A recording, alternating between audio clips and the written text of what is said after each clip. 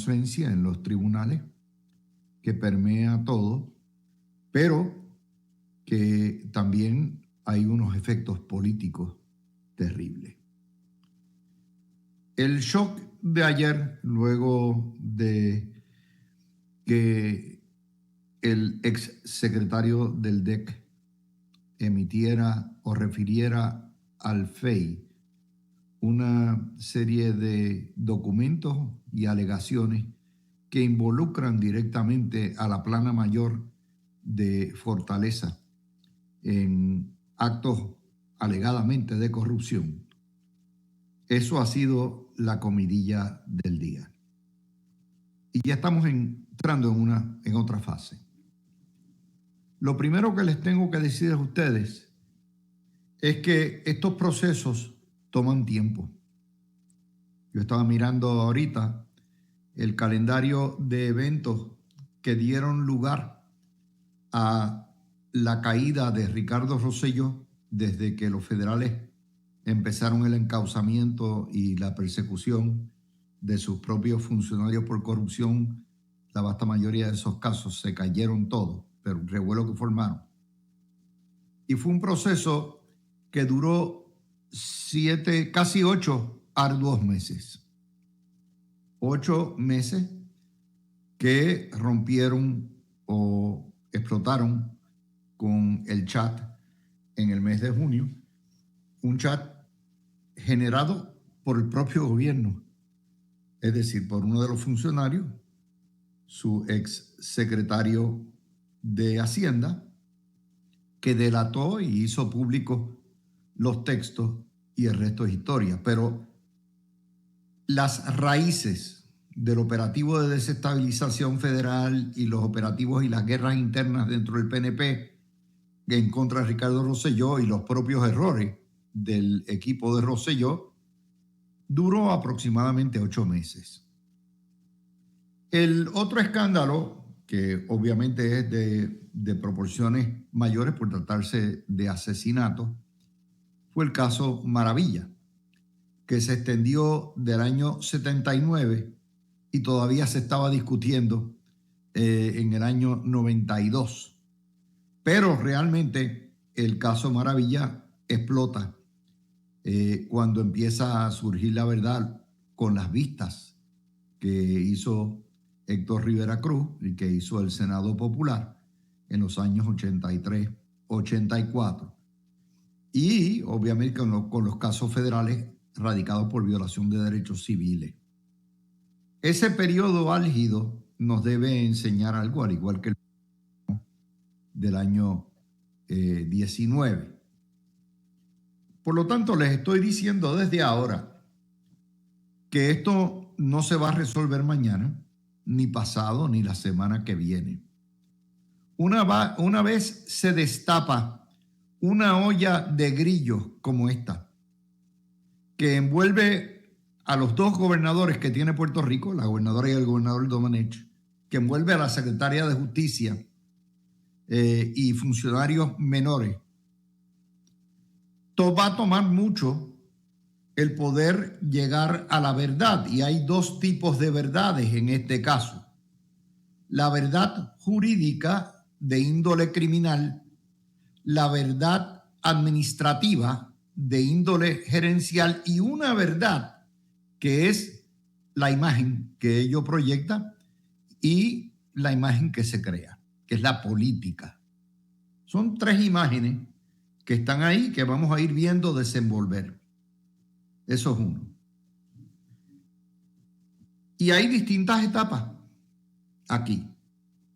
Les voy a dar, ¿verdad?, los análisis para los que no tengan el beneficio de tener los servicios que yo doy de comentarios a través de Ética, de X.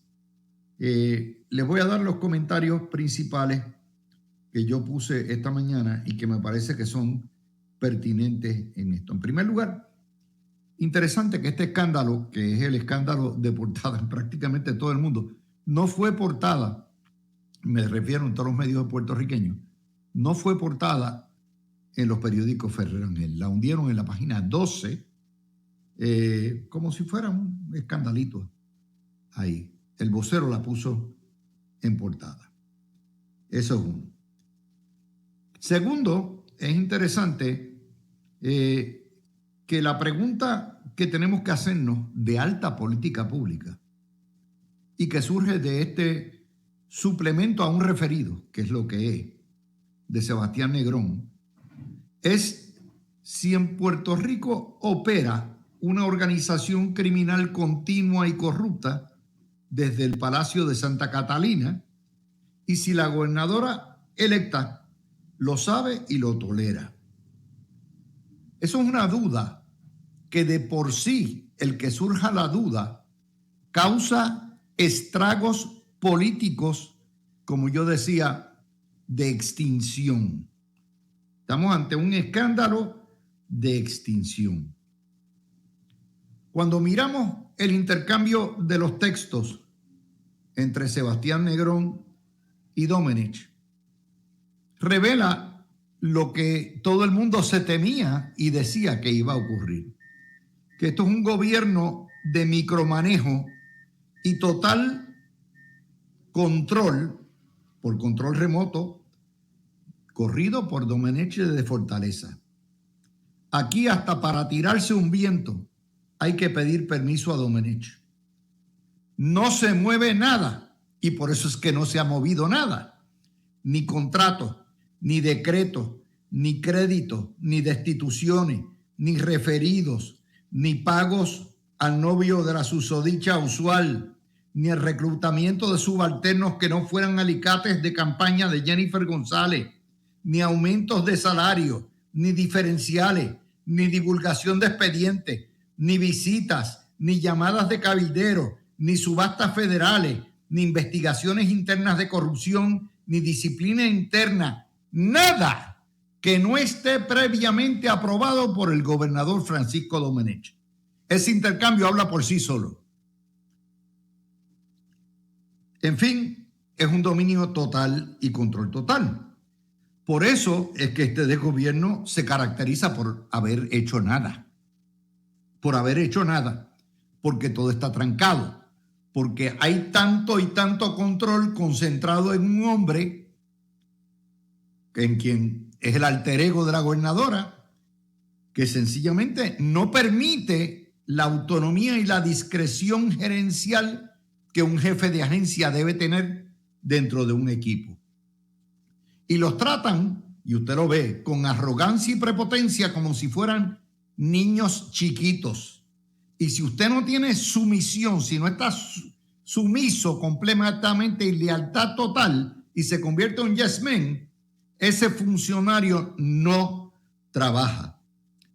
De manera que estamos ante un régimen de absoluta sumisión y obediencia jerárquica ciega, donde el funcionario de gobierno se convierte en un perrito faldero, una perrita faldera de Domenech. Y mientras la gobernadora anda en su reality show, monta en motora, pasando por pasarela, Domenech hace y deshace su propio Rocky Horror Picture Show. Como mínimo, eso es lo que demuestra. Y eso confirma precisamente lo que todo el mundo ha estado criticando, de que este gobierno no opera, de que todo está paralizado, de que los jefes de agencia no se atreven a moverse. Está ahí, en esos intercambios. Ahí no hay, en cuanto a eso, un delito configurado. Sencillamente nos está dando el perfil de por qué es un desgobierno y por qué todo está trancado.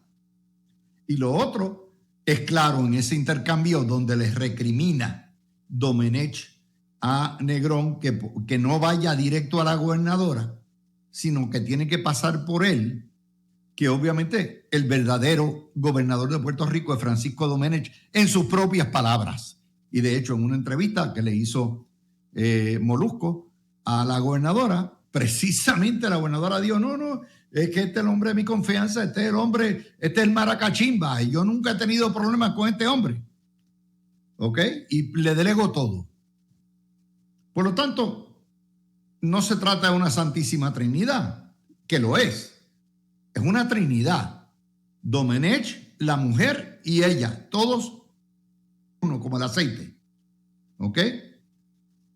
Así que eso es lo primero que tenemos que entender. El hombre corre solo, sin fiscalización de la que supuestamente de la que supuestamente es su jefa, porque sencillamente ella tiene fe, entera fe y crédito en lo que hace.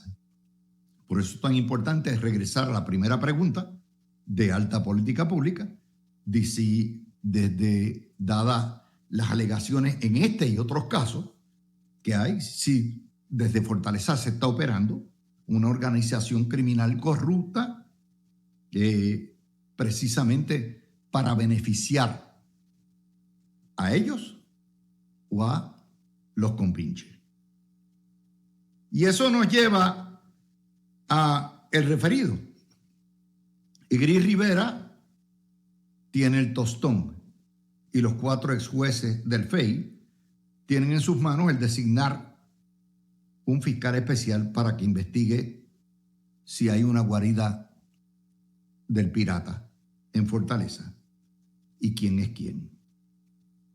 En este momento, con la noticia que acaba de salir esta tarde de la Secretaría de Justicia, no debe haber problema en que se acoja esa evidencia, de ser evidencia contundente, como parte de los referidos que se hicieron. Pero ciertamente esto requiere muchos meses de investigación. Las investigaciones de naturaleza penal no se hacen de la noche a la mañana. Y Puerto Rico entero estará mirando a Gris Rivera, a el licenciado Rubén Vélez Torres y a los miembros alternos.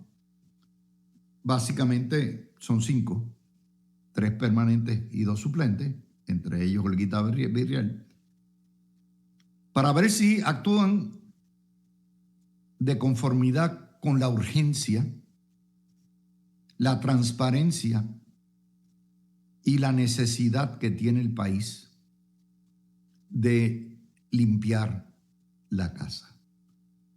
No les tengo que decir que la oficina del FEI tiene muchos detractores y cualquier desliz en este tipo de investigación va a llevar o pudiera llevar a la eventual eliminación de esa oficina cuando llegue otra administración, si llegara.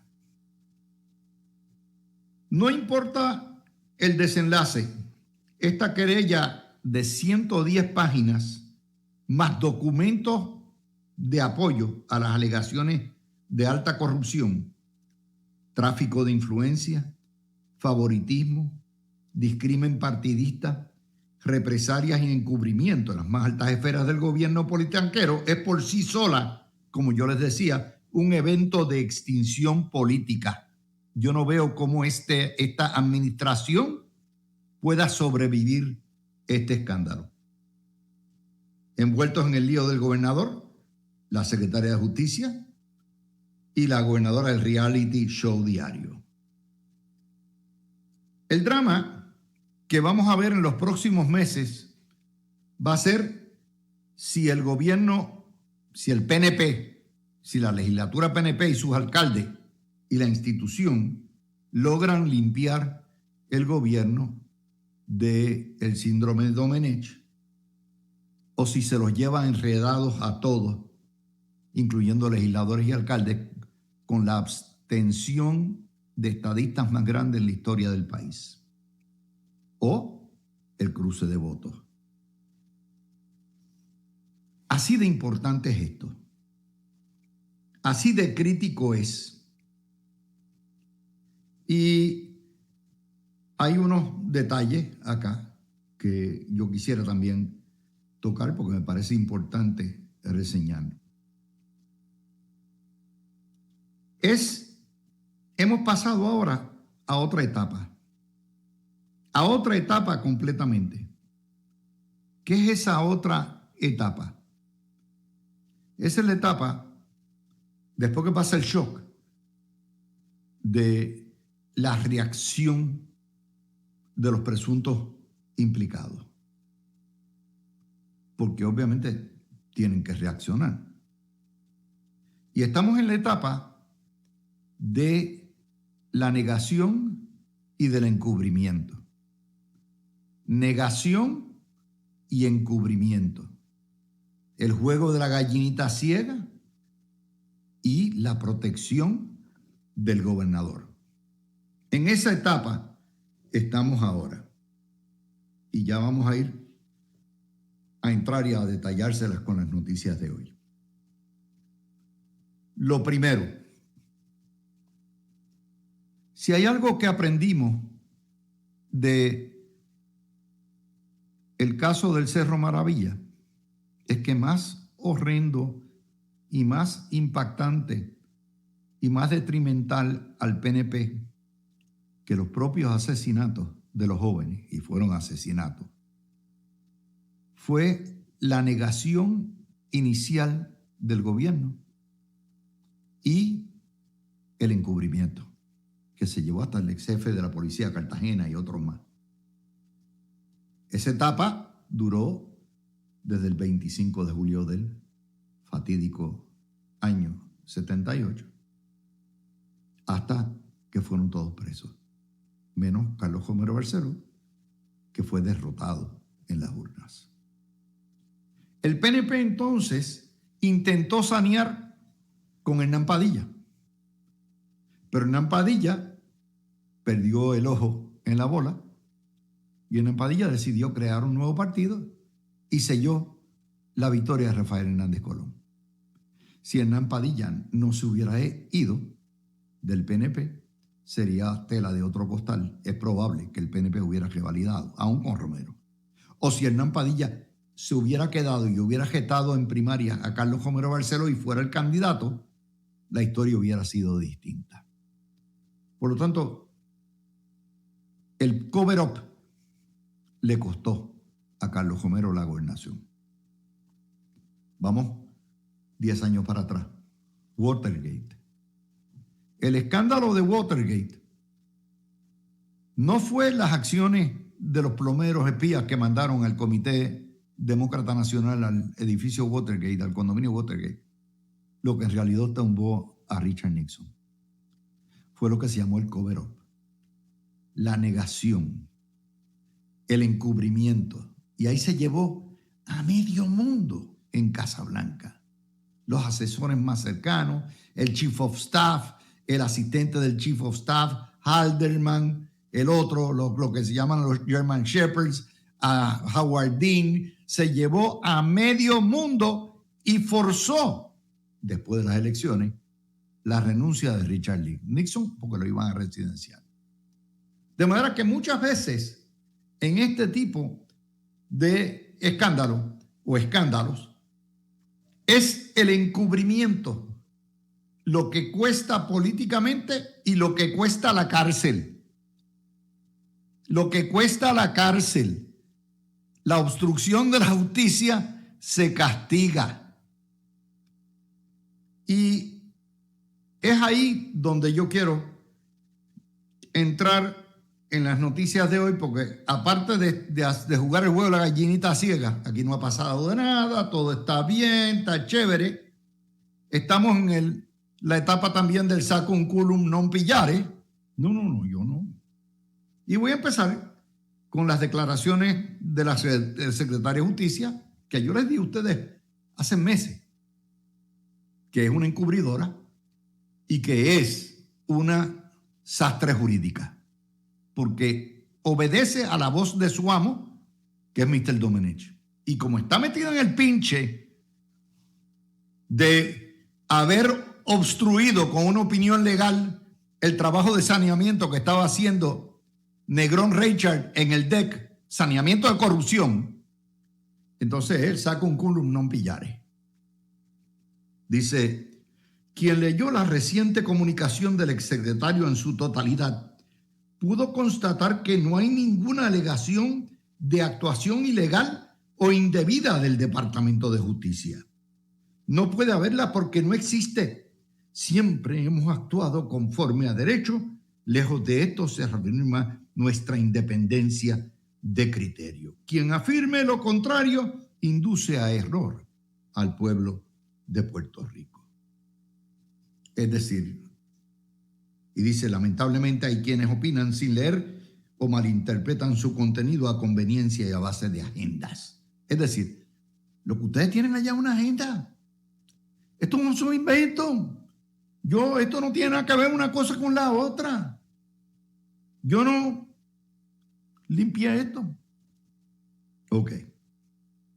Entonces sale el secretario de Asuntos Públicos, el amigo Jan Peña, que lo tienen de rechochete para que diga lo que tenga que decir. Fortaleza alega que no hay referido del FEI contra Francisco Domenech. El comunicado de la Secretaría de Justicia contradice lo que dice Jan Peña, porque ella dice, sí se refirió, y esto es parte de evidencia adicional de 2 investigaciones, para que expanda 2 investigaciones que tiene corriendo el FEI sobre los funcionarios de OCPE que se refirieron. Pero no existe la postura, es que no se comunica la mano derecha con la izquierda. Ellos mismos ni leen sus comunicados.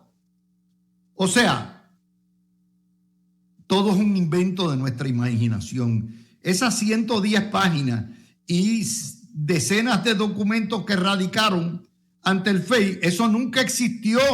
Son embustes. Eso es lo que está diciendo. Esto es parte del encubrimiento. No hay referido al FEI. Eso es falso, Jan Peña, y tú lo sabes. Que no tiene standing. Bueno, son 2 cosas distintas, pero asume que no se trata de un querellante, sino asume que se trata de un ciudadano con conocimiento personal de los hechos que aporta una serie de evidencia para ampliar la investigación que ya está en proceso. Por lo tanto, los referidos existen, el lío existe, pero pretender decir que aquí no ha pasado nada es encubrimiento, es cover up. Y ahí es donde ya empiezan a meterse los muchachos en problemas. Porque con tal de quedar bien con Domenech, que es el gobernador, se meten en lío sin entender las implicaciones. Porque esta gente se cree que esto es un juego, que no los van a llamar nunca a testificar, ni ante un fiscal, ni ante la comisión de lo jurídico del Senado, ni los van a llamar a testificar. Ellos piensan que no, esto es para... Espérate, me dieron estas órdenes, déjame seguir. Y entonces, vamos al DEC. Ocurrió exactamente lo que yo les dije a ustedes. Yo les dije que Roberto Lefranc Fortuño era el brazo, los ojos, oídos de Domenech en el DEC. Por eso lo nombran subsecretario. Y está allí para protegerle el fondillo a Domenech. Domenech está metido en un pinche. ¿Por qué? Bien sencillo. Un pinche que no hay manera de que lo salve o lo saque nadie porque está ahí. Él está en récord en febrero, cuando lo llevaron a interpelación, diciendo que él, para todo lo que tuviera que ver con clientes de Politank, que él, o asuntos de clientes de Politank, que él no se metía, se inhibía. Y precisamente hay testimonio, no solamente del exsecretario del DEC, sino también su subalterno, de que en efecto metió presión para que le dieran créditos contributivos a un cliente de Domenech. Ahí es donde está la situación. ¿Ok? Si eso es cierto y se corrobora, Domenech está frito como perjuro. Pero obviamente habría que corroborar y tener. Entonces, ¿qué es lo que hacen? ¿Se acuerdan que el lunes pasado el tiburón había pedido todas las comunicaciones de Fortaleza con el DEC? Todo, texto, todo lo que fuera Emilio, todo eso, declaraciones juradas sobre los temas que están levantados, que ya estaban de antemano, de OCPE, de los créditos y le dio 5 días. Y el viernes, ustedes recordarán, los que escucharon este programa, que yo decía, ay, miren, ya se venció el plazo que habrá pasado aquí. Ahora es donde vamos. Porque literalmente el DEC y Domenech se le han orinado encima al Senado de Puerto Rico y al presidente del Senado. Los dejo ahí en suspenso para seguir el cuento de esta novela. Ante una carrera contra el reloj, ya no se trata de la mera sobrevivencia de la administración, que está tratando de que no las encaucen, sino de la propia sobrevivencia del PNP, de los miembros de la Asamblea Legislativa y de los alcaldes de Puerto Rico bajo esa bandera. Y ese es el drama que vamos a ver en los próximos meses. Y como les decía, el DEC se le acaba de orinar encima al Senado de Puerto Rico, pero hay una respuesta que le voy a dar después. A todo esto, en el medio de este peo, la gobernadora hizo exactamente lo que hace en momentos de crisis. Se largó. Se va mañana a testificar ante el Congreso en la cuestión de la situación de los territorios. En el medio de la crisis de agua todavía no ha terminado. El Capitolio hoy no tenía agua. Y está San Juan peleando todavía porque hay más averías que no han arreglado. Y le prometieron ayer que ya esto se iba a resolver hoy en la mañana. En el medio de este lío, la gobernadora cogió la jujilanga, como la iba a coger el fin de semana para Nueva York. Cogió la jujilanga y lo hace consistentemente porque es una cobarde. Es una insensible e insensata. Y como el país está en manos de Domenech, ella le importa un diablo estar aquí. Y ahí es que viene lo que acaba de hacer el DEC en este caso. Me da pena con Lefranc Fortuño, pero nuevamente se convirtió en el niño demandado de Domenech. Dice la historia de Metro, DEC pide más tiempo al Senado para completar la entrega de documentos sobre Opus Miramar. Pero si eso no hay que pedir mucho, eso es un expediente, eso es ir al archivo o a la computadora y buscar bajo Opus Miramar y aparece todo y se recopila y buscar todos los emails y todo lo que hay. Eso es bien sencillo. Yo lo hago hoy todos los días en mi computadora. Yo tengo 40 años de noticias registrados bajo más de 30 categorías y cuando necesito información histórica le pongo en la lupita y me aparece todo y lo imprimo. Necesitan 5 días. Dicen, necesitan más. No nos dio tiempo. Pero oigan bien. Ok. Pidió 20 días laborables. Dice, la agencia informó que una gestión relacionada con el proyecto iniciada en el 23, pero nunca fue completada formalmente, por lo que no llegó a ser evaluada por la Oficina de Incentivos. Bueno, pues como no se completó, mande lo que tengáis. Respecto a una de las solicitudes específicas del Senado, Lefranc indicó que la revisión realizada por la agencia no identificó comunicación entre personal de la Fortaleza y funcionarios del DEC relacionadas con Opus Miramar. O sea, desaparecieron ni Reynolds Alexander, ni Houdini, un acto de prestidigitación.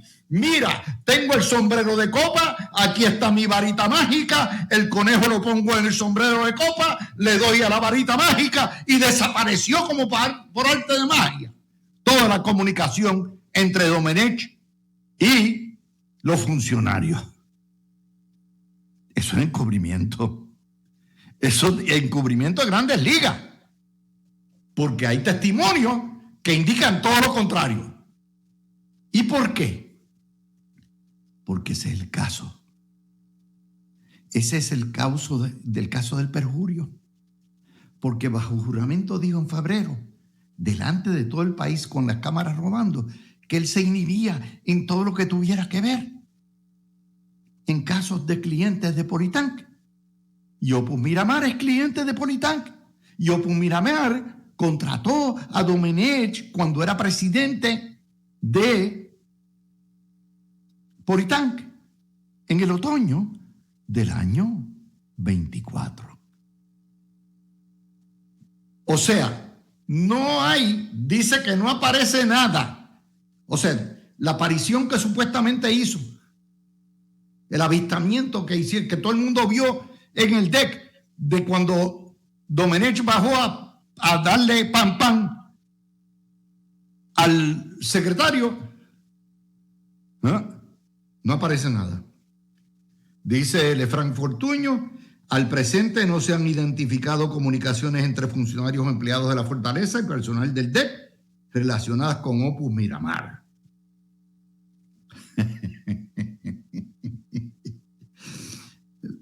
Roberto, no nos chupamos el dedo. De hecho, ves buscándote un buen asesoramiento legal.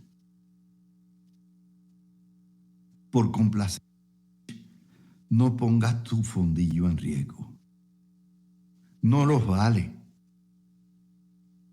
Decirle, sabiendo ya lo que sabía, de que hay testimonio de que en efecto cabildió y empujó por créditos contributivos que no se dieron porque no cualificaba el proyecto, y eso lo sabía todo el mundo, y hay una opinión legal que lo dice, que no cualificaba. Y a pesar de eso, a pesar de que era parte del récord público de hace semanas, tú te mandas esa maniobra de decirle al Senado de Puerto Rico que no has encontrado ninguna evidencia ni nada. ¡Wow! Bueno, como les digo, estamos en la época, en el momento del encubrimiento, el cover-up.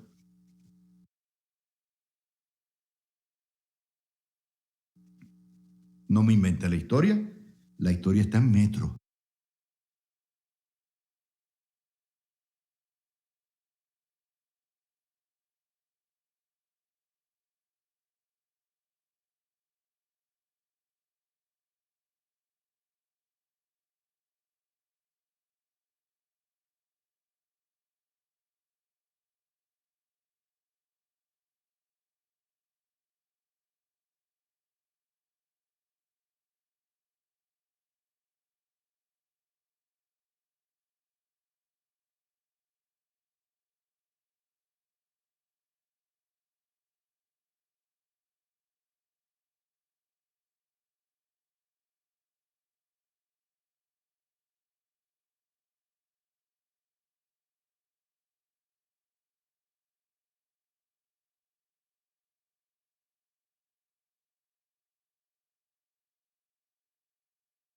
Ante la querella de Sebastián Negrón.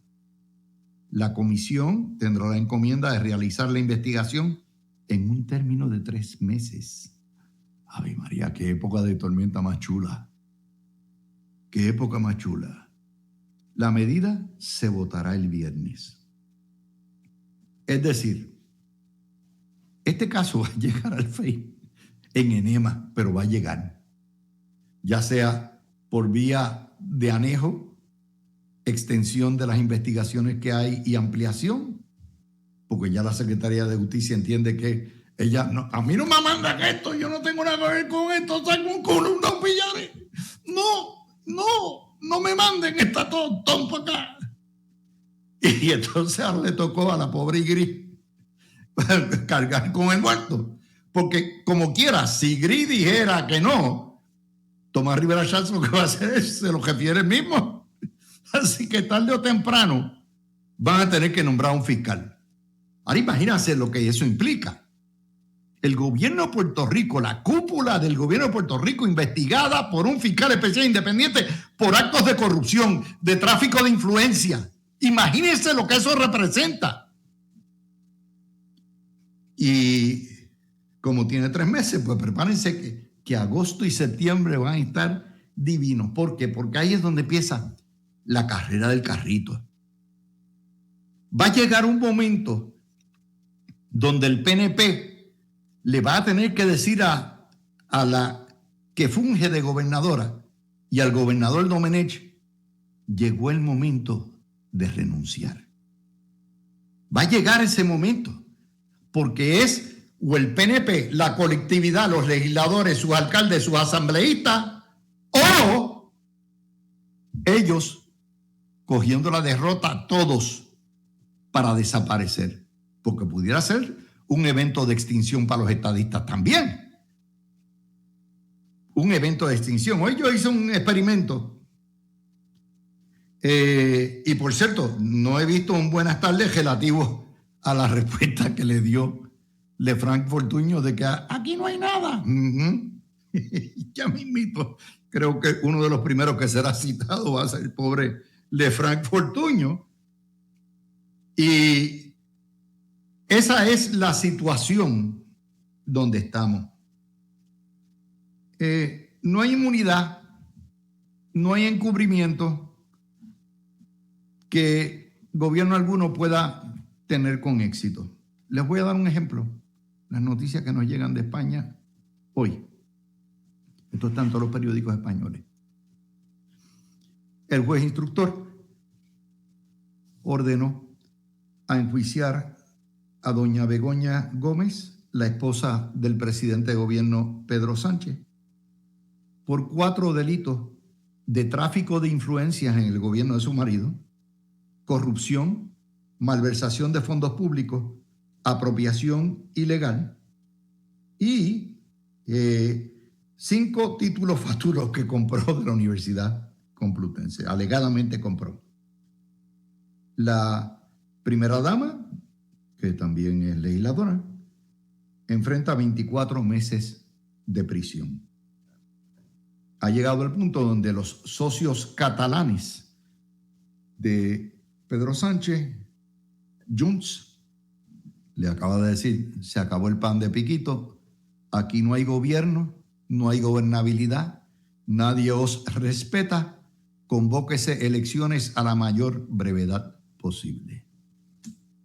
Si un gobierno como el de Pedro Sánchez, con agencias de inteligencia, con la Policía Nacional, con todo el poder que tiene el Estado español, no ha podido contener los escándalos de corrupción que ellos mismos hicieron, el tráfico de influencias, la prevaricación, imagínense lo que va a hacer Domenech y su Wimo. Ese es el balance de lo que les traigo hoy. El que tenga preguntas, que vaya a buscar a la gobernadora en Washington, D.C. los próximos 2 días. Y esa es la situación. Miguel Romero dijo que esto hace un daño terrible y es menos aquí. Prepárense que estamos a 16, los próximos 15 días van a ser la sesión legislativa, pitches and cream, le van a dar a la gobernadora lo que quiera, le van a aprobar el presupuesto, le van a hacer ahí un proyecto de permiso chatarra, le van a hacer nombrar la mayoría de los nombramientos. En julio se va a ir todo el mundo de vacaciones, llegarán el 15 de agosto y ahí es que se va a poner buena la cosa. A partir del 15 de agosto, cuando estas comisiones tendrán que rendir, que van a seguir trabajando durante el verano, los informes correspondientes sobre al menos el perjurio de este señor y se traerá a testificar esto. Esto va a ser desde las vistas del Cerro Maravilla y esta va a ser televisada, como la gobernadora anoche que televisó y puso por internet toda la cuestión. Se montó ayer en el tubo, estaba montada en el tubo para decir que arregle el tubo y total, ya ustedes saben. Bueno, pues esta va a ser desde la maravilla. Eso va a romper récord de audiencia. Les tenía que hacer este cuento. Yo quisiera dedicarme a otras cosas, pero les tengo que sacar esto con mucha pena. Ya yo tengo 74 años y pienso estar en este negocio por lo menos 8 años más.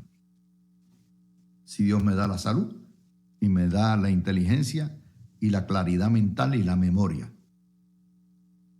Yo empecé mi carrera joven separándome del PNP y del gobierno de Carlos Romero Barceló, precisamente porque no pude tolerar la corrupción relacionada al Cejo Maravilla.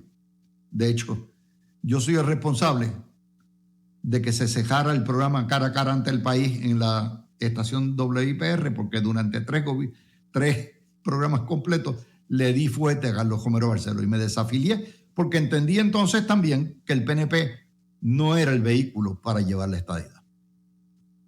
Y ahora me toca bailar nuevamente con la más fea y parar o ayudarlos a ustedes a parar en seco la corrupción. Yo tolero de todo. Yo no he llegado a los 74 años trabajando y con poca riqueza. Me pude haber enriquecido, pude haber utilizado la inteligencia que tengo y las dotes de comunicación para hacerme millonario, como han hecho muchos. No lo hice. La dignidad y la decencia no tienen precio. Y mi deber es educarlos a ustedes, ilustrarlos y enseñarles el camino correcto. No puede haber estadidad con corruptos al mando. No puede lograrse estadidad con un gobierno que no sea transparente. Se viene a servir, no a servirse. Y en la medida que yo le pueda arrojar luz, con la capacidad que me dio Dios para entender la noticia, lo haré. A mí nadie me ha comprado, ni me va a comprar jamás. Yo no tengo un contrato de político alguno o de gobierno alguno desde que litigaba en los 80. Y el que diga lo contrario, difama.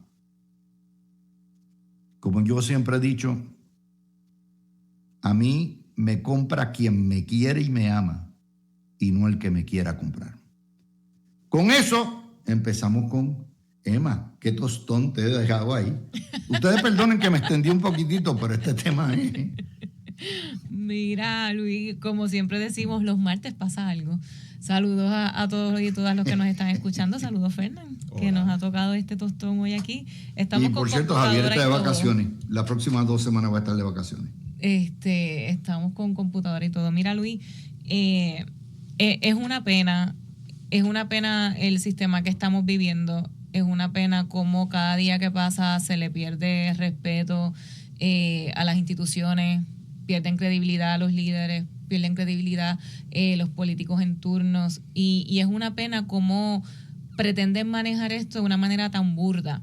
O sea, leer esos mensajes de textos realmente impresionan y dan impotencia y dan coraje. Cuando uno los lee es como con qué cara y con qué prerrogativa manejan la discusión en el manejo de una agencia. Porque olvídate de la parte no solamente política partidista, que podemos estar aquí hablando horas de todo lo que implica, la parte moral de cómo se maneja una operación de una entidad, de una agencia, de fondos públicos. En este caso eran fondos federales, en cómo se maneja el lenguaje entre jefes y jefas de gabinete, la manera en que se le habla a Sebastián, la manera en que los empleados se refieren a Sebastián indicándole que tienen miedo por las presiones indebidas que están recibiendo.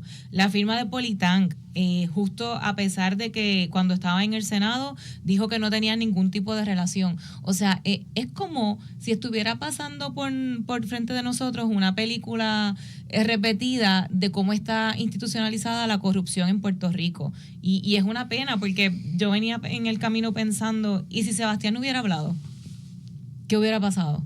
La gobernadora hubiera asumido alguna postura, cómo iba a continuar el proceso en justicia, cómo iba a ser la dinámica con Almodóvar y con los demás empleados en el DIDEC. O sea, si Sebastián no hubiera hablado, ¿qué hubiera pasado? Si Rivera Chats no estuviera fiscalizando a su propia administración, ¿qué hubiera pasado?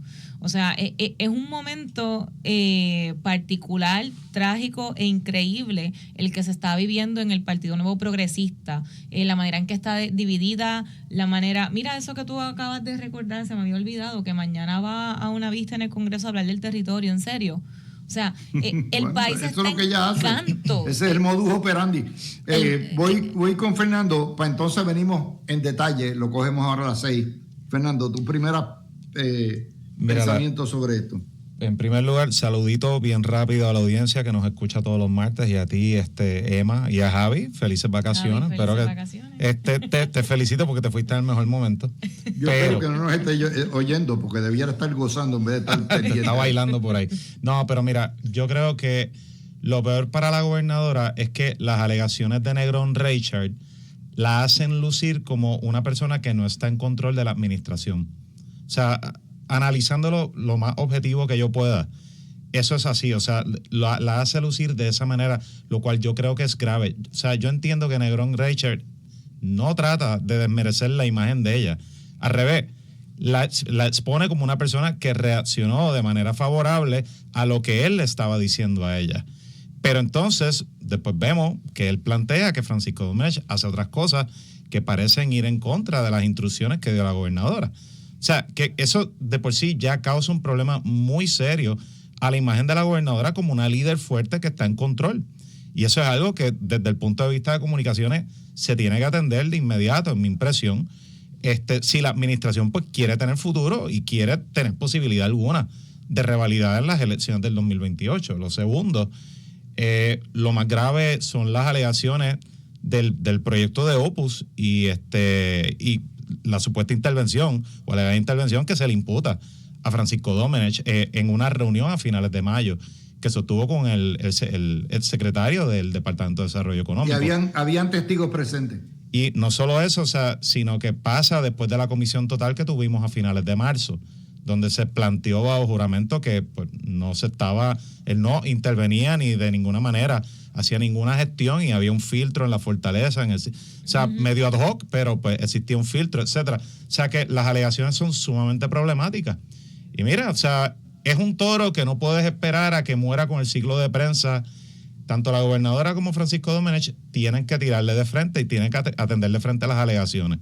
No les queda de otra. Bueno, voy a hacer la pausa. Son las 5:55. Vamos a analizar esto detalle a detalle y dónde están las cosas. Y sí, es la noticia. Desgraciadamente, tienen que entenderla. Esto no es cuestión de ser fiel a la vega, a personas, a lo que hay.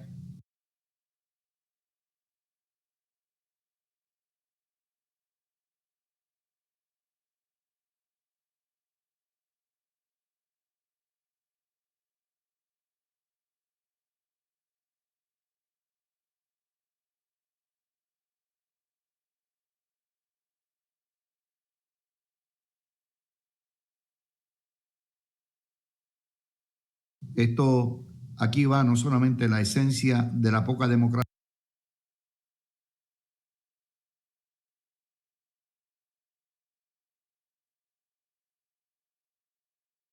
que tenemos, sino la propia existencia de la estadidad en Puerto Rico. Regresamos. Vamos a hablar ahora de la cuestión del potencial perjurio. Es claro, innegable, que Domenech dijo bajo juramento que él, en todo caso de clientes de Politank, él se inhibía y que una oficina que identificaba a los clientes de Politank y todo lo que hay. Eso está claro. Eso es ante el Senado en febrero. Según Negrón y el documento que entrega, el pliego largo que explica, Domenech fue personalmente al DEC a regañarlo a él y al director de la Oficina de Incentivos, o sea, hay un testigo, por no haber firmado 3 decretos, incluyendo uno de Opus Miramar, representado por Politank. Si eso es cierto y se corrobora, tenemos configurado, obviamente, un potencial delito de perjurio. Si es cierto, si fuera cierto, y recuerden que el señor Domenech tiene la presunción de inocencia en un tribunal todo el tiempo y esto está sujeto a prueba. Vamos a empezar por ahí. Yo quiero también hacer una salvedad. Opus Miramar es una empresa privada. No tiene en ese contexto nada que ver, hace lo que haría cualquier desarrollador privado que entiende que cualifica para créditos y utiliza su bufete y sus cabilderos para tratar de lograr que la agencia se los conceda. Opus Miramar ha estado disponible, transparente, no tiene problema que se entreguen todos sus documentos, no tiene objeción a nada. Segundo Cardona es uno de los mejores arquitectos que tiene Puerto Rico. Por lo tanto, aquí el problema no es Opus Miramar, es el conflicto que hay, y además del conflicto, el tráfico de influencia, si fuera de la propia fortaleza, y ahora también el encubrimiento de que ahora no aparece nada en el DEC relativo a esto. Ustedes lo tienen ahí, esto es un tostón.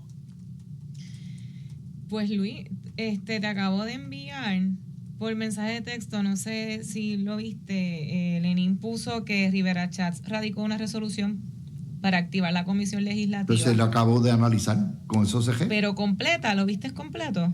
Bueno, no le he podido ver todo, pero... Ok, pues te lo envié porque está todo ahí. Bueno, está bien, pero no tengo tiempo. No, bueno. Tú me dices, me das el briefing, tú lo leíste. Mira, pues me das el briefing. Aquí lo tenemos abierto. Obviamente, 3 meses. Quiere meses. decir que obviamente esto va a llegar a su punto culminante, como las novelas de Después de Telemundo. agosto 15. Y a su punto culminante en septiembre. Sí. Ya está. ¿Cuándo? A finales de agosto o septiembre. Y esto no pare más. O sea, va a llegar el punto donde el PNP como institución le va a tener que pedir a la gobernadora y a Domenech, ¿y la renuncia para cuándo? Para poderse separar de todo este estiercolero que hay y salvarse. Por ahí vamos.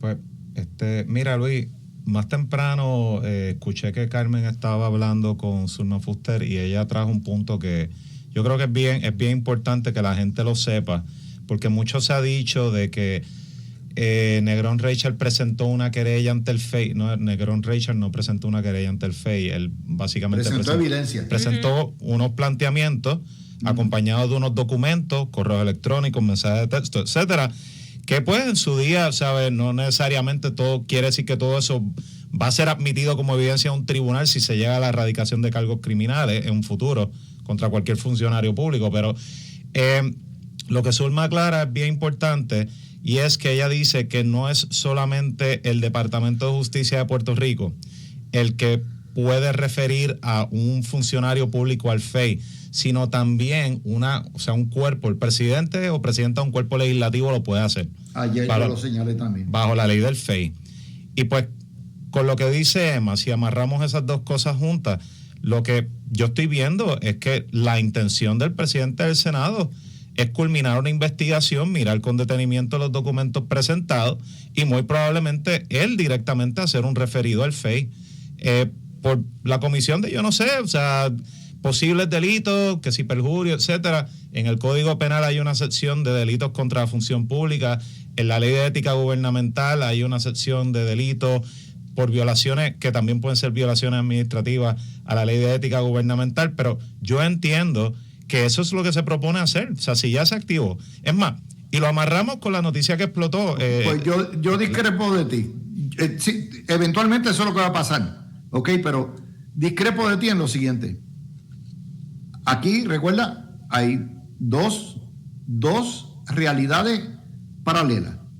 Responsabilidad penal, que en su día se determinará, y lo que es la adjudicación del juicio del pueblo público político. Y esto va a ser un juicio político.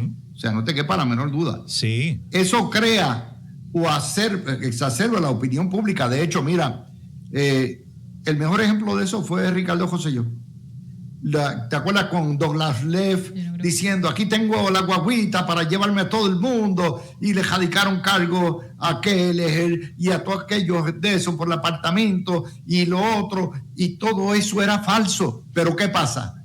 La opinión pública ya había determinado, aún sin haber llegado los casos, ¿ok?, de que el gobierno era corrupto, y eso ayuda también. O sea, el enjuiciamiento de un gobierno como corrupto no tiene nada que ver con lo criminal o lo legal.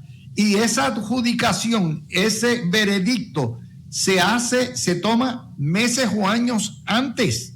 Ahora, con el tiempo nos enteramos que todos esos cargos eran fatulos, que todos esos cargos se cayeron todos esos casos, pero el operativo político estuvo hecho. Y otra cosa que les tengo que decir, una vez el pueblo de Puerto Rico dice FO y dice que un gobierno es corrupto hasta la de ñema de los huesos, les garantizo, no hay manera que te lo despinte. Y eso es lo que está pasando aquí. Eso es lo que está pasando aquí. Bueno, claro, pero o sea, ya que estábamos hablando, o sea, tú empezaste este segmento del programa diciendo que si referido por perjurio, etcétera. Pues yo te estoy atando los cabos de cómo ese referido podría llegar al FEI, porque yo estoy completamente de acuerdo contigo de que independientemente del resultado de cualquier procedimiento penal o investigación que haga el panel del FEI después de designación de un fiscal, ya el daño político está hecho. O sea, una vez esta noticia... Todavía no está total. O sea, acuérdate, ese daño es colateralizable.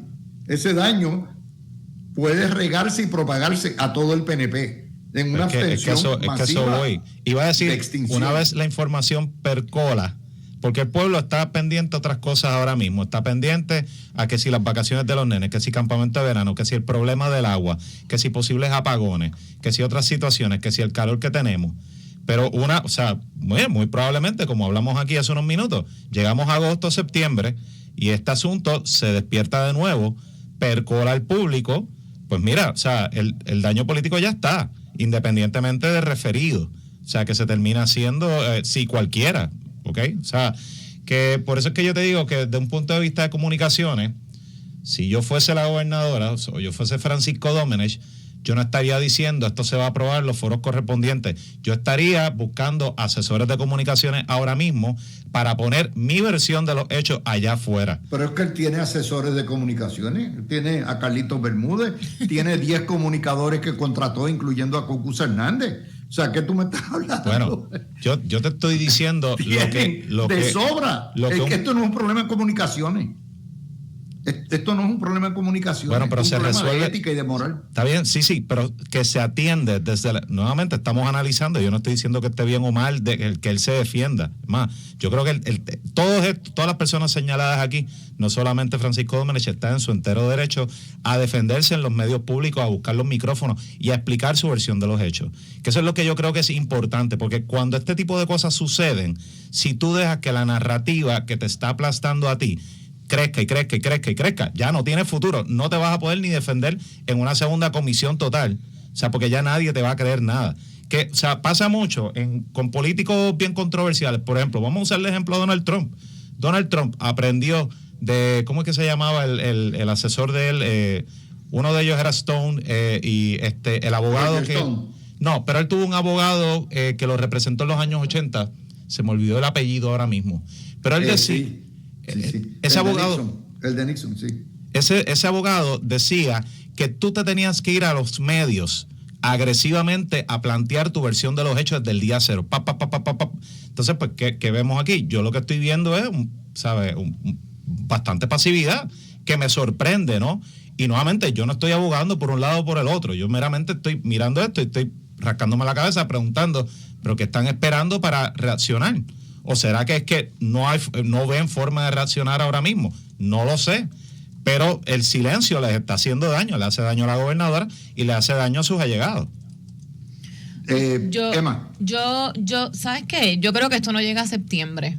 Yo pienso que ya el pueblo comenzó a pasar juicio desde la Parguera en enero, luego con lo del podcast. O sea, yo creo que esta administración ha establecido las crónicas de una muerte anunciada demasiado temprano al inicio del cuatrenio. Yo creo que esto no tiene remedio. Yo creo que la única opción viable que había era que despidiera a Domenech o que Domenech se fuera, si realmente, ¿verdad?, la aprecia como amiga o como gobernadora, porque el daño que le están haciendo es fatal. Así que esto es una administración que todas las semanas, bueno, nos pasamos comentándole los martes, todos los martes pasa algo, todas las semanas pasa algo. Son más de 60 escándalos, o sea, en 18 meses. Demasiado, esto no tiene salvación. O sea, el gobierno de Jennifer González en el electorado de Puerto Rico no tiene salvación. Quien está siguiendo quizá ese grupo o esa fila son los empleados públicos o el personal de verdad que la sigue a ella fielmente, porque incluso el PNP de base, como dicen en el pueblo, no están con ninguno, están molestos con lo que está pasando con el partido. O sea, la decepción es grande, es enorme. Esto no va a llegar a septiembre y estamos en verano, señores. Recuerden, estamos en el mismo escenario del 2019. Un jefe de agencia, bueno, fíjate, un chat, Emma, un verano. Va a llegar, primero porque toma tiempo estas investigaciones, uno. Y segundo, porque estamos en la época de lo que se llama el contener el virus. O sea, este es un ébola. Vamos a ponerlo así. Esto es un ébola político. Pero Domenech es el ébola del PNP. Por lo tanto, trataron de contenerlo. No se puede contener porque la gobernadora insiste en retenerlo. Por lo tanto, ahora la única manera que pueden bregar es tener y conseguirle, primero, distanciarse, pedirles la renuncia, probar y justificar esa renuncia y entonces, obviamente, convertirse en una legislatura de oposición a una administración que es hostil. Y eso es lo que viene. ¿Por qué? Porque ahora la salvación no es individual, ahora la salvación para el PNP tiene que ser colectiva. Tiene que ser colectiva. Es individual para el gobierno. Cuando empiece esto a poner un testigo contra otro, cuando empiece a ver quién encubrió, quién mintió, o sea, aquí ruedan cabezas, más cabezas. Sí. Rivera Schatz no le interesa meterlos presos, lo que interesa es sacarlo del medio, porque sabe que esto es un ébola, que esto es un virus, y entonces está tratando de evitar el contagio, que esa peste bubónica, esa peste, ese hedor.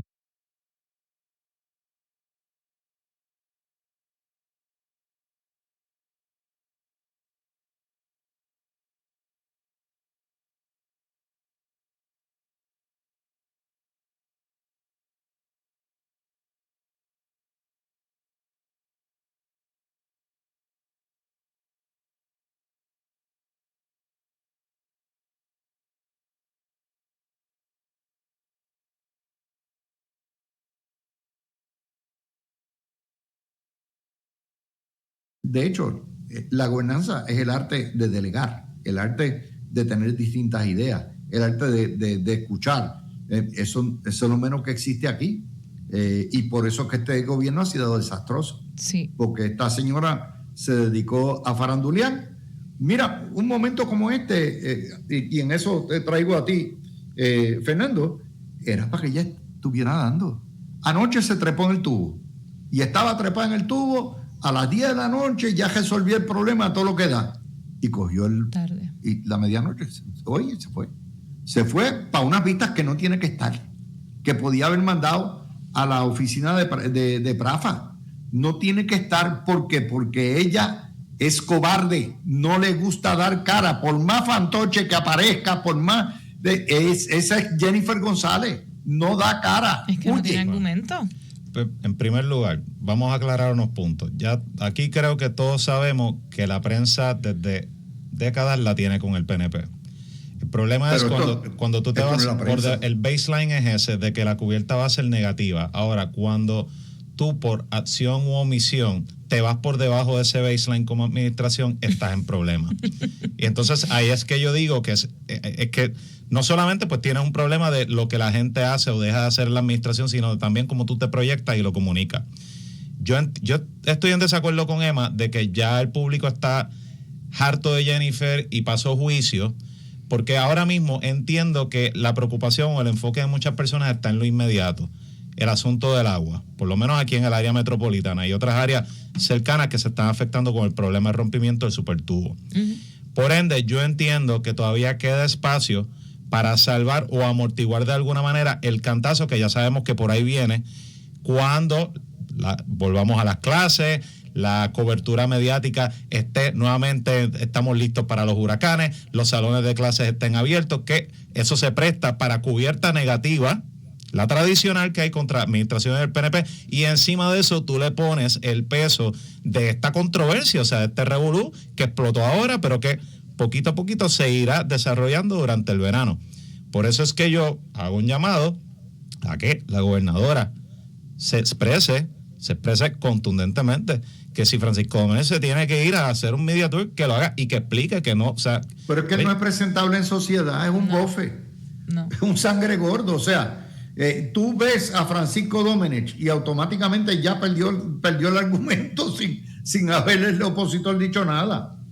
Es un terrible comunicador, es arrogante, es su peor enemigo.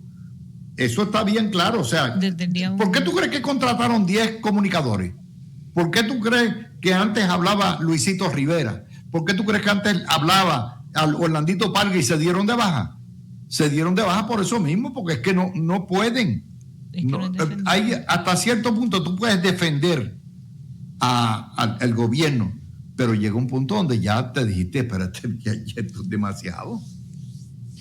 No tienen quien los defienda. Luis, y preguntándote, te pregunto, estaba comentando fuera del aire con Fernán, el partido, si sabes de esta estructura, ¿tendrá alguna, no sé, algún proceso, algún método o algo en donde las personas puedan convocar una asamblea sin depender del liderato? Eso lo habíamos comentado una vez aquí pero contigo. ¿Cómo convocar una asamblea sin depender del liderato? Tú dices sin depender de la presidencia. De la presidenta. No puede hacerlo. No hay lo pueden hacer manera. Individualmente, pero esto no es un problema. Mira, el verano del 18 fue una convocatoria, como tú dices, silvestre en ese contexto. No había habían partidos atrás. Estoy pensando para efectos del partido, porque es el bien frustrante ver cómo está afectando la institución. El partido es ella. Y yo estoy seguro que Jorge Santini está viendo esto y conociéndolo, tiene que estar viendo esto histérico, porque él, tú sabes, oye, si hubo una víctima de todo en ese sentido fue Santini, pero no puede defender esto por más que trate. Mira, por más que trate. Y los alcaldes, ¿cuántos alcaldes han salido a la defensa de la gobernadora públicamente? Dime. Legisladores, te puedo contar Georgie Navarro, el Pichi, y cuántos más. De 50 y pico legisladores que tiene el PNP. De 38 alcaldes, ¿cuántos más?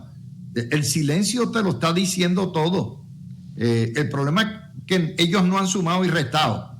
Si es una elección de abstención, se van todos por el sifón. Se va Miguel Romero, se va Bayamón, lo pierden todo.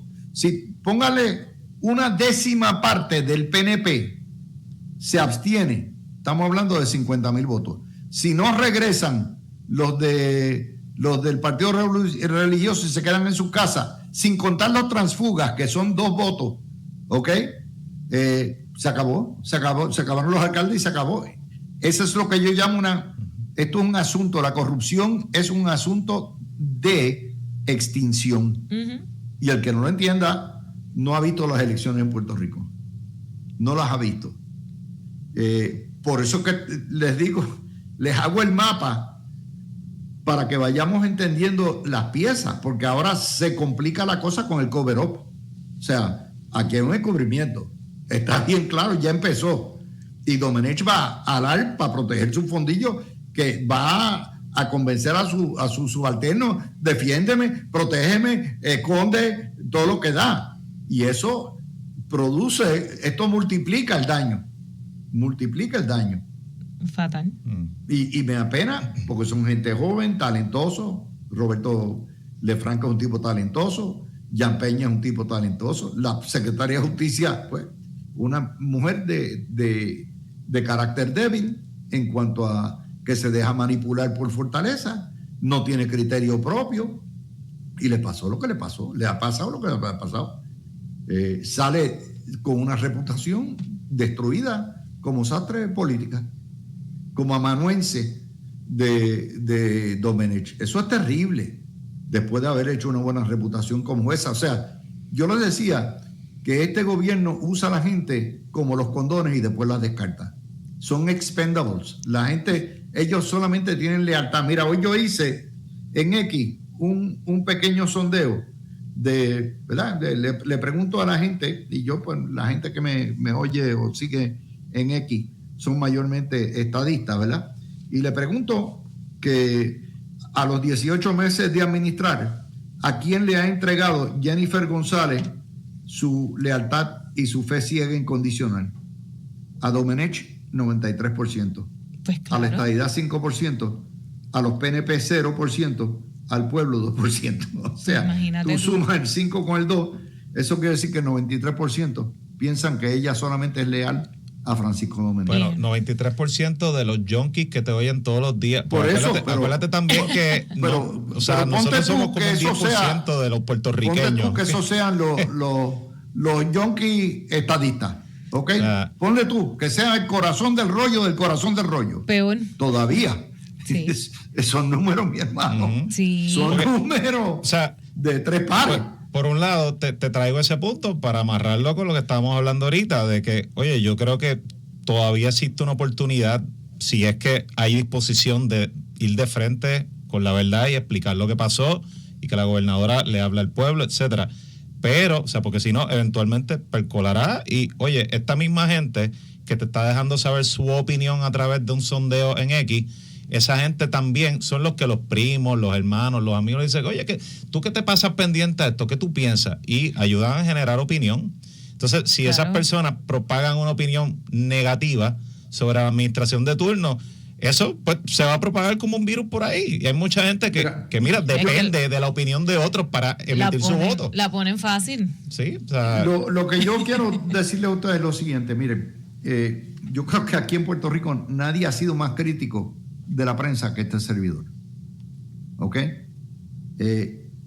Pero estos escándalos son autogenerados.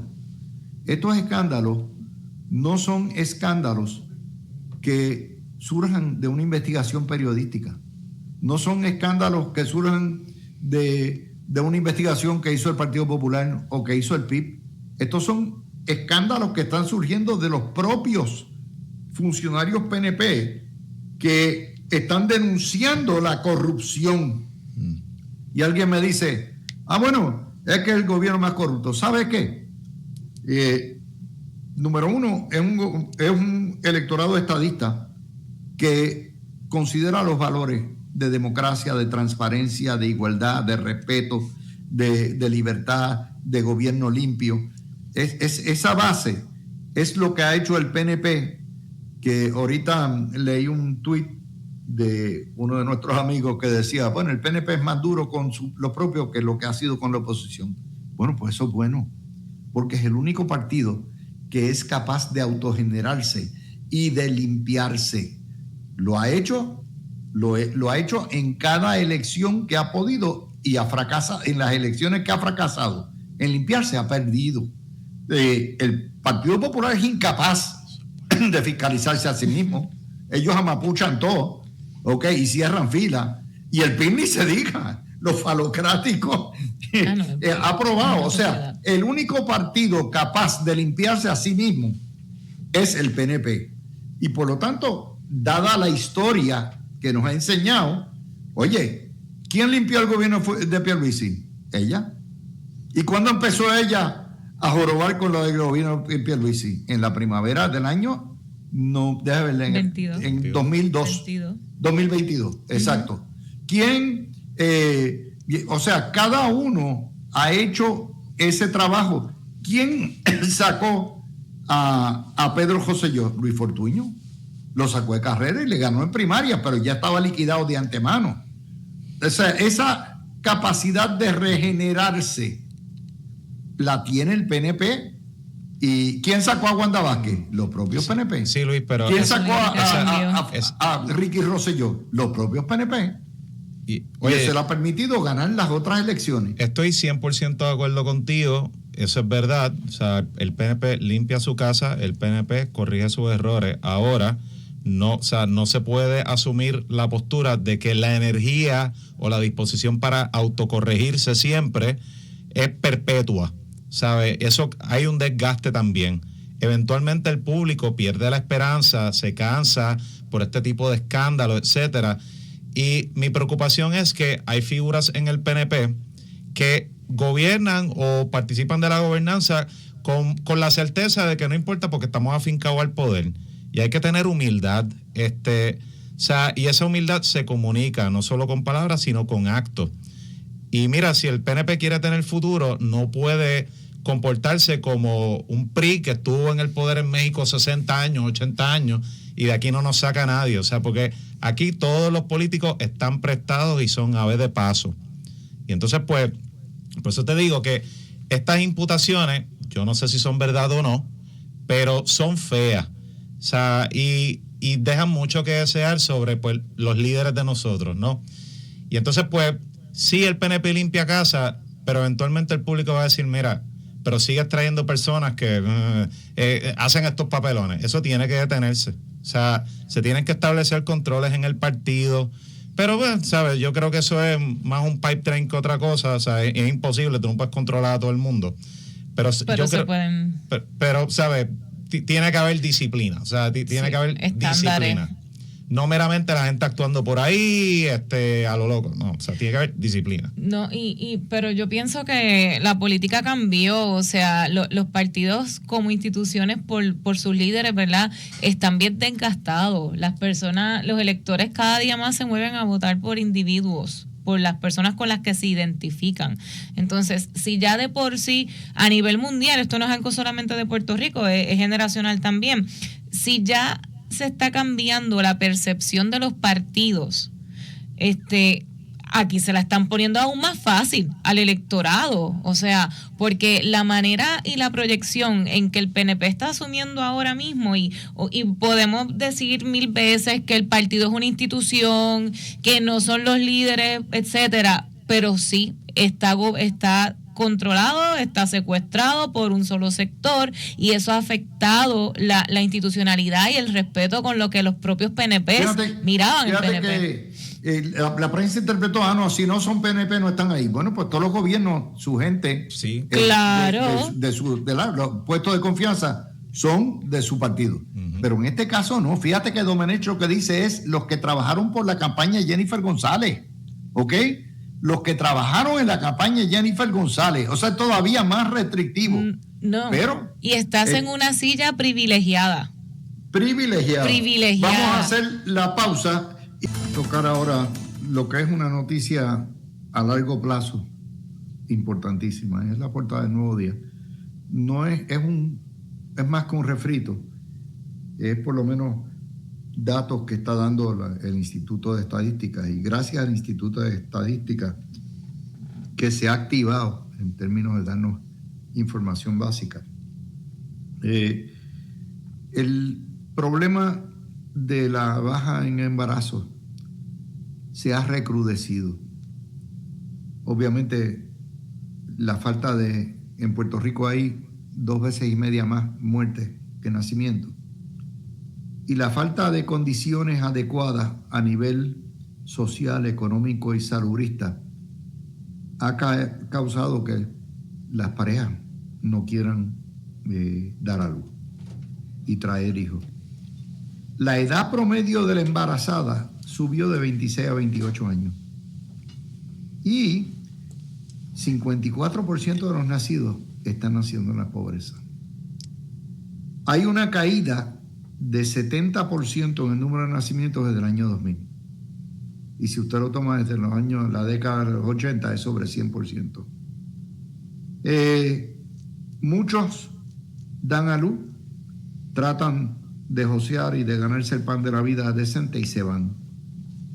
La tasa de fecundidad bajó, o sea, cuántos hijos por mujer o por persona en edad de parir, 2.1 por mujer en el 98 a 0.87, o sea, menos de 1.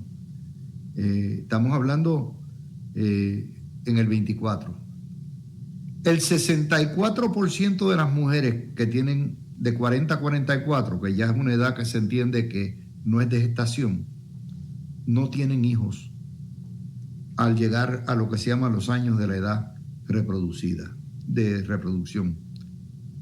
Esto apunta a que de continuar este patrón así, Puerto Rico tendría menos de 10,000 nacimientos al año en unos 15, 20 años. Y cuidado. Y obviamente una población mucho menor a 2.7 millones. Esto es horrible, Emma, tú que estás en esa edad, ¿verdad? Y tienes amigas, amigos, ¿qué es lo que está pasando? Luis, yo creo que es una combinación de muchos factores. O sea, si nos vamos a la parte económica, es un gran factor. Y esto, ¿verdad? Qué bueno que lo traes, porque muchas veces lo adjudican o lo asocian a que esta generación es egoísta, esta generación quiere hacer X cosas antes de tener hijos, de casarse, pero no ven el todo o el marco completo de lo que implica hoy tener un hijo. O sea, no solamente el costo de vida es muy distinto al de los 90, al del principio del 2000, la inestabilidad, el sistema de salud, Luis, el sistema, o sea, aquí yo digo, hay que cuidarse de uno de no fracturarse nada o de no tener alguna emergencia, porque el acceso a la salud aquí es cada vez peor o más difícil. El sistema de educación, hasta el sistema ambiental, o sea, son tantas las consideraciones que se toman en cuenta antes de tomar esa decisión. Entonces, a eso le puedes sumar el factor de que está disminuyendo el embarazo en mujeres jóvenes, que eso es bueno.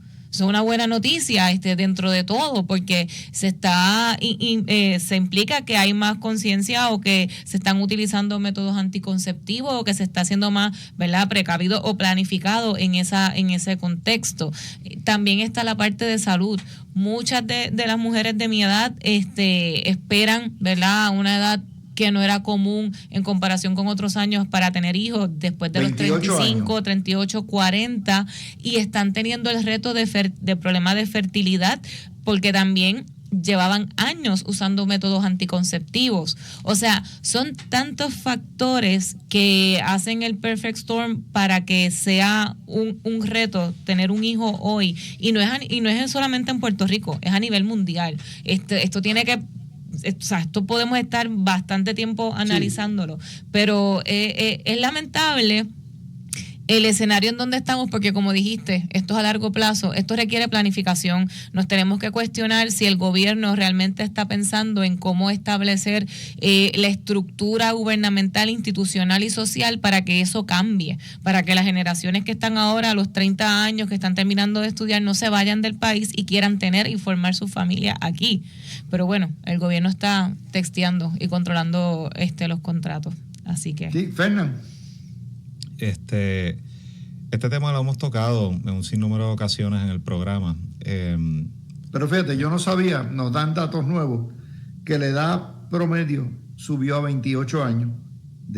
Antes se paría, qué sé yo, los 20, 19. Uh-huh. Es una cosa increíble. Y segundo, que las mujeres, el 44% de las mujeres entre 40 y 44 años, 60 y pico %, no tienen hijos. ¡Wow! Uh-huh. Esos son números nuevos que no habíamos visto y que me parece a mí lo que hacen es que acentúan la premura de ponernos a parir. Bueno, sí, casualmente estaba leyendo un reportaje del New York Times ayer o antes de ayer sobre cómo un programa que estableció el gobierno del saliente presidente de Hungría, que era bien de la derecha, Víctor Orbán, sí, para promover el incremento en la tasa de natalidad, funcionó bien al principio, pero después se desplomó. Se aprobaron darle incentivos económicos a las familias en Hungría, que ponerle más fácil la cosa, pero ¿sabe? A corto plazo hubo una diferencia, hubo un uptick en la tasa de natalidad de allí y después se desplomó. No quiere decir que un experimento de esa naturaleza trasplantado a Puerto Rico u otras jurisdicciones vaya a tener el mismo resultado, no lo sé. Pero lo que te dice eso es que esto es un problema que va más allá de la economía, sino también pues de cómo nos sentimos, de cómo también la familia nuclear ha cambiado. O sea, antes, por lo menos aquí en Puerto Rico, tú lo sabes, Luis, y yo lo llegué a ver, Emma, yo sé que tu familia también es así. O sea, la familia de nuestros abuelos eran numerosas. Mi mamá tuvo 3 hermanos. Digo, la familia nuclear de mi papá era más pequeña, pero que con todas esas manos había más manos para ayudar, para el cuidado de los hijos, sí, para la crianza, para un montón de otras cosas más, mientras que ahora estamos más aislados. ¿A dónde nos va a llevar esto? Mira, no, ni me lo puedo imaginar, no lo sé, pero esto no se resuelve. Digo, oye, vamos a atarlo con la condición colonial, eso amplifica todos los males que podemos ver en otros lugares del mundo. No se debe a la condición colonial. O sea, esto es como dice Emma, esto prácticamente todas las naciones del mundo están pasando, incluyendo China. Sí, está pasando por esto. Lo de China es más curioso porque se flexibilizó la política de un solo hijo, que no era lo que yo pensaba. Cuando yo visité China, el guía me explicó que era que podías tener más de un hijo con permiso del gobierno hasta que te naciera el primer varón. Y ahí no podías tener más. No es que nada más se permitía un hijo por familia, pero al revertir eso... Es muy democrático. O sea, no, pero que al revertir eso, no se tuvo el efecto deseado de que la tasa de natalidad incrementara. Y nuevamente es por lo mismo, la familia nuclear china, que también es más numerosa, tienen una mentalidad de, pues mira, tienes que cuidar de tus viejos, etcétera. Eso es más difícil hacerlo porque muchos chinos se transportaron del campo a las ciudades en la costa este del país y están allí todo el tiempo y no pueden cuidar de sus viejos de la misma forma. O sea que los cambios en las sociedades alrededor del mundo que vienen con la modernidad, pues están también contribuyendo con esto, y creo que también hay que mirarlo con detenimiento al analizar este tipo de problemas. Sí hay que analizarlo porque si no facilitamos que haya una estructura, por ejemplo, dijiste lo de las familias numerosas, antes te cuidaba la tía, la abuela, no te cobraban un cuido, solamente la compra o algo, ¿verdad? Por el estilo. Hoy los cuidos en el área metropolitana y en otros municipios de Puerto Rico fácil llega a los $1,000, un buen cuido. Entonces, en el caso mío, por ejemplo, que soy de Morovis, trabajo en San Juan, ¿qué facilidad tengo yo para contar con un cuido si no es que tengo que pagar, traerlo a Morovis a cuidarlo o simplemente no trabajar? Entonces, si estuviera construido el sistema en cosas tan básicas que quizás a veces no la tenemos presente, pero un sistema de transportación colectivo eficiente, que tú pudieras llegar rápido al centro de cuido o a que un tío o una tía te lo cuide. O sea, hay un sinnúmero de cosas que a nivel de gobierno se deberían estar diseñando como política pública para que esto sea realidad, en lugar de decirnos paran o que nos pongan el sello de que esta generación es así, porque es que la realidad es que hay que repensar el andamiaje completo de Puerto Rico como gobierno y como sociedad para facilitar esas cosas. O sea, es un tema bien complejo, pero es medular, porque va a seguir, ¿verdad?, dependiendo del enfoque que le dé cada administración, mejorando o estancándose. Estos son los tipos de cosas que tenemos que estar hablando, Luis. Por eso, y no, fíjense que son 3 problemas distintos. El problema, los viejos sí se están muriendo, pero cada vez duran más, porque la medicina los cubre, les extiende los años, de manera, y cada vez, en la medida que duren más, se convierten en más dependientes. ¿Ok? Eso es uno. El segundo problema es la falta de embarazo y cómo entonces tú promueves. Claro, mientras los salarios sigan paupérrimos, en Puerto Rico no hay manera. Un muchacho cuesta $500,000, ¿okay? Hasta los 18 años. $500,000 de billetes. Y si lo vas a mandar a una universidad, como mínimo te cuesta $25,000 por año. Entre comida, casa, matrícula, todo lo que le vas a dar, todo. $25,000 al año. Y en Estados Unidos, $100,000 al año. Okay. Y este tema gana elecciones. Uno de los pilares de las propuestas de Mamdani era facilitar el acceso a cuido. En la ciudad de Nueva York. Y eso fue una de las cosas que le trajo votos con velocidad. Sí, es que o sea, que para que tú veas que pues no es que haya una falta de interés en tener hijos, correcto, sino pues que las herramientas que están disponibles para la gente a bregar con el cuidado son bastante limitadas. y que hasta los más pudientes lo piensan 2 veces. O sea, que eso te da una idea de cosas que se puede hacer por la administración pública para fomentar el crecimiento de la natalidad. Pero también, pues, yo creo que hay algo orgánico de esto que ningún gobierno va a poder controlar también, y que tiene que ver con cómo nosotros hemos cambiado como sociedad, como seres humanos, y la estructura de las familias de aquí al futuro. Y hablemos del impuesto de los hijos. Tú dices, ¿cómo? ¿Existe un impuesto de los hijos? Sí, existe. La educación en Puerto Rico es tan mala, ¿ok?, tan pobre, que familias de media baja, clase media, clase más alta, se ven obligados a enviar sus hijos a una escuela privada. Uh-huh. La matrícula en las escuelas privadas sale en $20,000, muerto la risa, con los building fees, con las matrículas, con los libros, con todo lo que te cuesta, $20,000 anuales.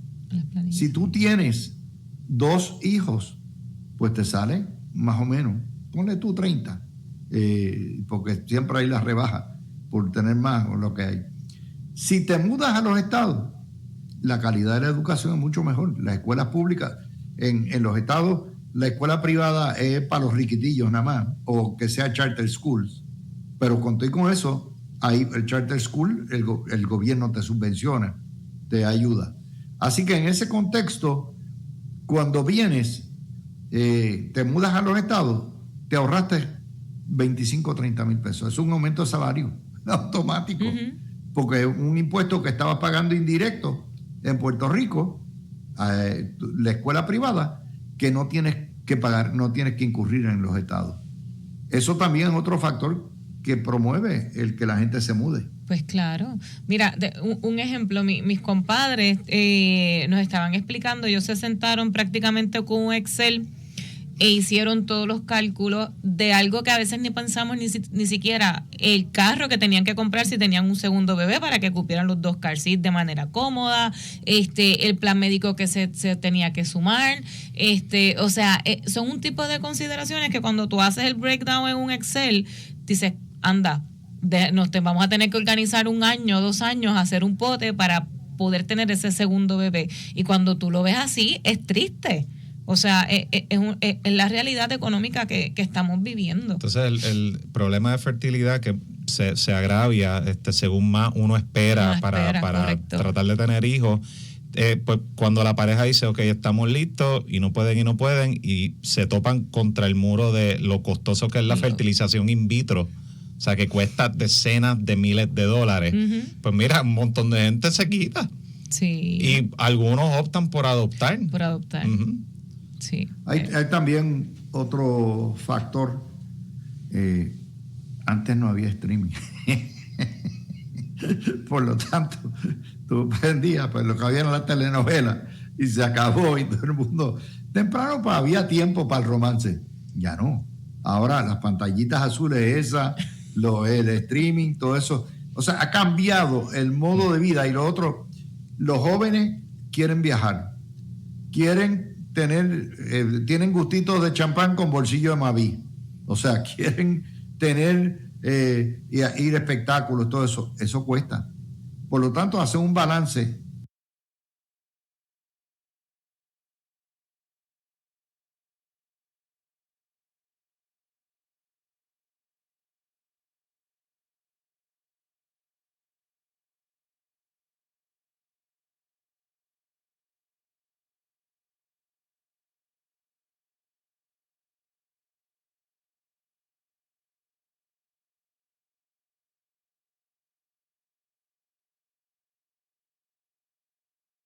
Porque deben ser consideraciones que se tengan en cuenta a la hora de diseñar un plan de gobierno o profundizar en una política pública. Así que, pues. O sea, fíjate qué cosa.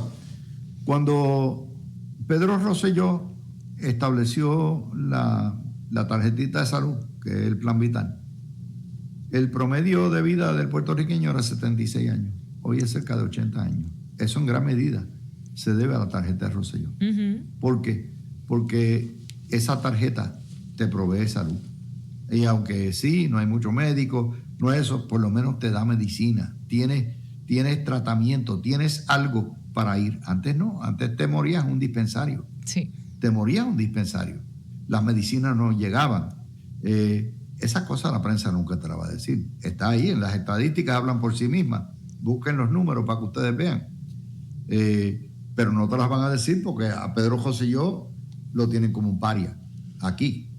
Y no consideran todo lo que... Fíjate, esta cuestión del superacueducto es criticándolo. Todavía no, porque eso fue corrupción. ¿Sabe qué? Todo el mundo en Puerto Rico sabía que se necesitaba el superacueducto. Pero fue Rosselló el que se mandó. ¿A que hubo casos de corrupción? Sí, los hubo y por eso fueron presos. Pero nuevamente había que hacerlo. Y ahora pues hay que darle mantenimiento porque todo en la vida es fungible, todo en la vida se deteriora, ¿no? La tercera ley o la segunda ley de termodinámica, ¿no? El deterioro es claro, tienes que darle mantenimiento. Y fíjense, ya llegamos al año número 25 del supertubo y miren lo que está pasando. Uh-huh. Pero nadie le reconoce eso a Pedro Rosselló. Triste, pero ahí está. ¿Están viendo el Mundial? No me ha dado break. Ninguno de los dos. Yo sé que mi hijo lo está viendo porque está de vacaciones, pero yo no he podido ver ni un solo partido. ¿Vieron lo de Japón, el juego de Japón? Como el equipo de Japón limpió. Sí, siempre los fanáticos de Japón hacen eso. Más balanceado que yo he visto en mi vida. Yo no había visto tanto buen equipo de Oriente, de África. Esto es un mundial fabuloso en términos de la democratización del juego. Uh-huh. Y según nos vayamos adentrando, ¿verdad?, en lo que es ya cuando empiece la fase de grupo, ahora es la fase de cualificación, va a estar mejor. Yo se los recomiendo que vean, aunque sea un jueguito. Yo siempre tengo el televisor prendido porque como empiezan los juegos a las 3, ayer empezaron a la 1, así que lo tengo prendido todo el tiempo mirando los juegos porque están fabulosos. Y ver esa alegría, eso la verdad es que el fútbol es una cosa maravillosa. Bueno, Fernando y Emma, gracias por sustituir, por estar aquí. Perdonen la perorata que di al principio, pero este tipo de casos, de situación, amerita explicarle a la gente la madeja. Así que gracias a los dos, mis amigos, gracias a ustedes por sintonizarnos. Gracias. Por ahí